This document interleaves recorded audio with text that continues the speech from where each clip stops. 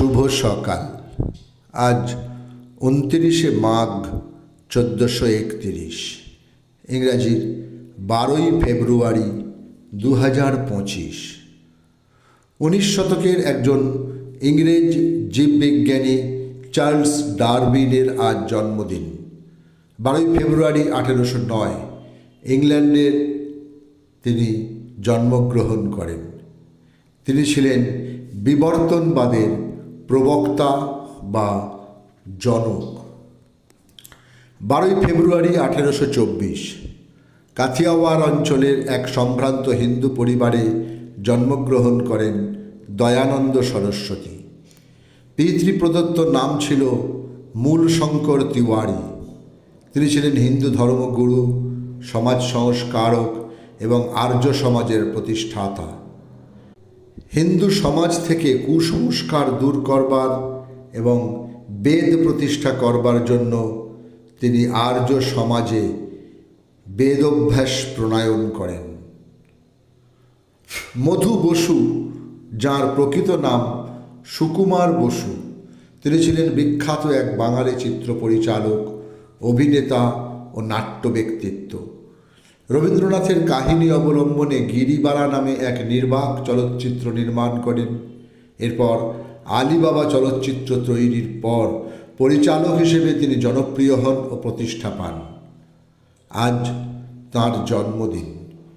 সময়টা 1900। 12ই ফেব্রুয়ারি 1919 কৃষ্ণনগরে জন্মগ্রহণ করেন বাঙালি কবি ও গদ্যকার সুভাষ মুখোপাধ্যায়। প্রিয় ফুল খেলবার দিন নয় অদ্য, ধ্বংসের মুখোমুখি আমরা, বা ফুল ফুটুক না ফুটুক আজ বসন্ত প্রভৃতি তাঁর অমর পংক্তি বাংলায় আজ প্রবাদ তুল্য। 1940 থেকে 1947 তিনি নায়কের ভূমিকায়, 1942 থেকে 1991 তিনি খল চরিত্রে, এরপর 2007 পর্যন্ত বিভিন্ন ধরনের চরিত্রে অভিনয় করে দর্শক মনে নিজের আসন পাকা করেছেন প্রাণ কিষাণ শ্রীকান্ত, যিনি পরিচিত প্রাণ নামে। আজ তাঁর জন্মদিন। সময়টা 1923।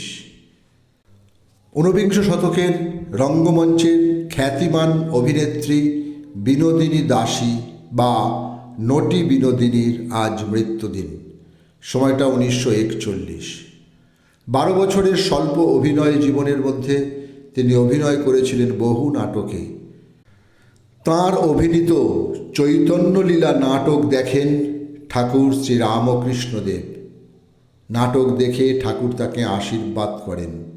সমাজের সকল স্তরের মানুষ তাঁর অভিনয় প্রতিভায় মুগ্ধ হন।